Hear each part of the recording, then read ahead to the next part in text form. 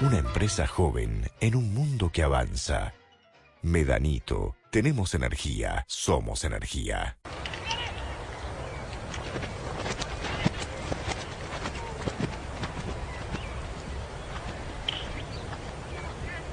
Créditos hipotecarios del Banco Ciudad. 20 años cuota fija y los últimos 3 años de regalo. Informate 0822 20400, www.bancociudad.com.ar o en cualquiera de nuestras sucursales.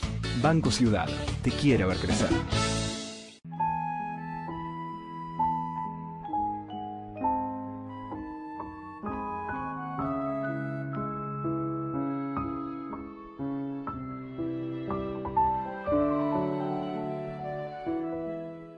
UCES, la excelencia, un compromiso. www.uces.edu.ar.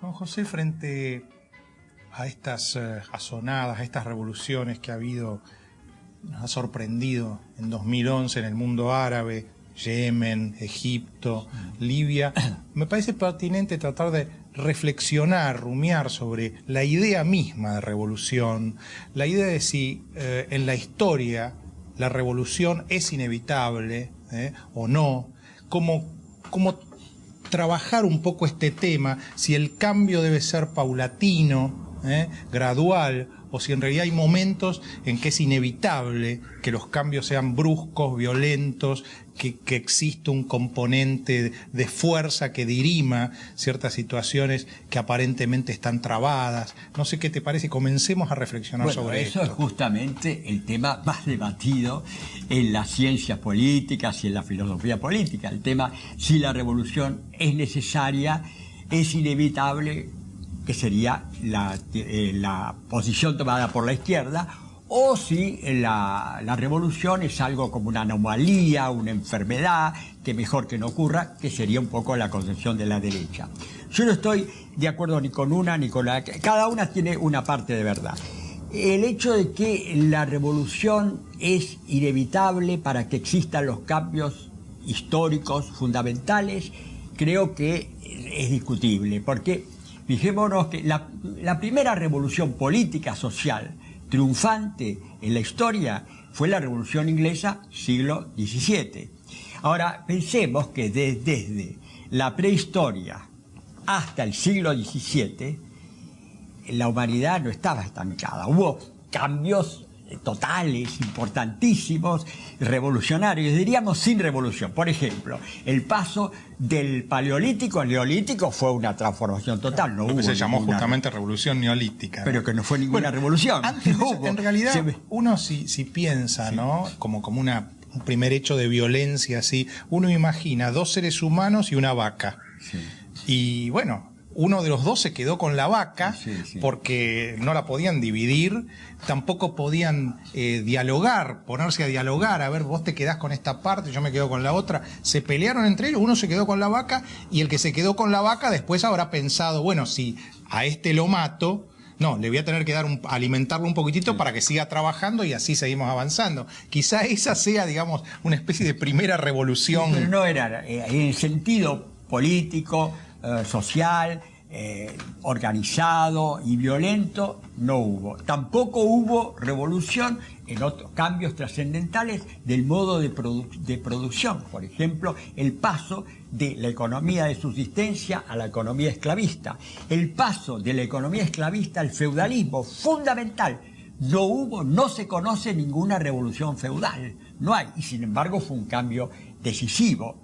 Realmente la primera revolución histórica fue la revolución que podemos llamar la revolución burguesa, que es la revolución del paso del feudalismo al capitalismo, protagonizado por la burguesía contra la nobleza o la aristocracia. Eso fue dirías Inglaterra y Francia. Inglaterra, siglo XVII, Francia, siglo XVIII. Oliverio Cromwell. Las revoluciones paradigmáticas, absolutamente paradigmáticas. Después vendría la revolución norteamericana, que es una revolución un poco atípica porque ahí no hay que destruir ningún feudalismo, porque el feudalismo es una sociedad que nació capitalista. Sí, hay que ver que en realidad es independentista en algún sentido, ¿no? Y pareciera que no hubo demasiada violencia. En una y en la otra, tanto en la revolución inglesa como en la francesa, hubo indudablemente violencia. Mucha violencia. Pero eso lo vemos, después lo vemos cuando entremos a detallar un poco más la revolución en sí. Esa es la teoría que muestra que hay revoluciones, pero pueden darse cambios históricos fundamentales sin revolución. En el siglo XX, los cambios han sido totales, absolutos. Sin embargo, las revoluciones políticas del siglo XX fracasaron todas, empezando por la rusa. Y los cambios se han producido por cuestiones, sobre todo científico-técnicas, ¿no? Salvo quizá la de descolonización en África, ¿no? Sí, eso sería, pero un fenómeno un poco aparte. Es decir, que por un lado puede haber cambios sin revolución. Pero por otro lado, no podemos decir que las revoluciones son anómalas porque la modernidad, el paso más grande que ha habido en la historia de la humanidad, que es el paso a la modernidad, a la sociedad industrial, claro, a la sociedad urbana, a la sociedad con una ese mayoría. Salto se inicia con la Revolución Francesa. Se inicia con con la inglesa, sí, la francesa y no norteamericana. Entonces, ahora después hay también otra... De algún modo el liberalismo sale de ahí. El liberalismo sale de ahí. Hay otra discusión, también muy en boga, que dice que sí, la revolución, que contrapone la revolución inglesa y norteamericana como revoluciones pacíficas contra la revolución francesa, que sería la revolución violenta, jacobina, bueno, que dañó la inglesa no tan pacífica, porque Oliverio Cromwell cortó varias cabezas. Ahí va la teoría. Esa teoría la sostienen, entre otros, Hannah Arendt, y está muy tomada prácticamente por los liberales, toman esa teoría, que la revolución francesa es mala y la inglesa y la norteamericana es buena. No es cierto, son muy parecidas, la inglesa y la francesa pasan por las mismas etapas. Hay una guerra civil en una y en otra, muy sangrienta. Hay una dictadura casi jacobina, que sería la dictadura de Cromwell, como en Francia la de Robespierre. Claro. Así que pasan por las mismas etapas. No puede decirse de ninguna manera que la revolución inglesa fue una revolución pacífica. Así que ahí habría que... sería una justificación. Y después se redondea esta teoría de que las revoluciones pacíficas son las buenas y la revolución francesa es la mala. Hay una anatemización de la revolución francesa en la actualidad. Es decir que en la revolución inglesa y la norteamericana, porque fueron revoluciones pacíficas, no radicales, después dieron origen a sociedades muy estables y en cambio la sociedad francesa estuvo revuelta.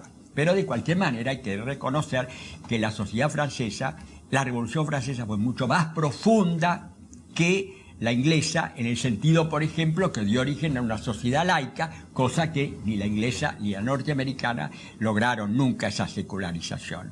Y después de todo, sí, hubo un gran periodo de revueltas y demás, pero finalmente Francia hoy es, durante desde el siglo XIX y el XX, fue la democracia más estable que hubo en Europa junto con la inglesa y la norteamericana. Así que no se puede decir que las revoluciones violentas terminan mal, como terminó mal la rusa. Es decir que yo creo que esas son las contradicciones que existen entre las dos teorías. Para pensarlo desde el punto de vista teórico, me parece que hay dos preguntas que uno se formula y que son bastante cruciales, bastante culminantes. Era muy difícil que los burgueses llamaran a los nobles y le dijeran: sentémonos, vamos a conversar a ver cómo podemos arreglar esto. Esto parece imposible, es decir, no se podía arreglar sino con una dosis, con un componente de violencia. Pero después, en el caso de Inglaterra, la nobleza, los terratenientes fueron mucho más flexibles que en el caso de Francia. Por eso que la revolución termina más rápido y más rápido se estabiliza la sociedad. Y se llega a un acuerdo entre la burguesía y la nobleza. Ahora, las dos preguntas que me parece que debemos formularnos es: cuándo una revolución es necesaria, inevitable, y segundo, quién es el investido de la condición, del carácter, para decir yo soy el que de algún modo fija que la revolución ahora hay que hacerla.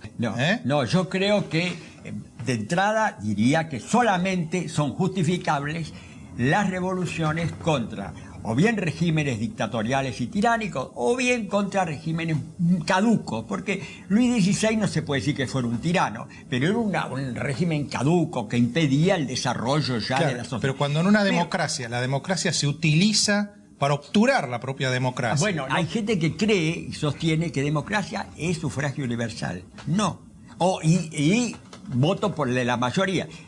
No es cierto eso. La democracia significa... Porque entonces Hitler sería democrático. Fue elegido. Elegido por el 80% de la población. Tuvo el apoyo durante todo el tiempo, hasta el 38 tuvo el apoyo de la mayoría. No fue democrático porque no gobernó democráticamente.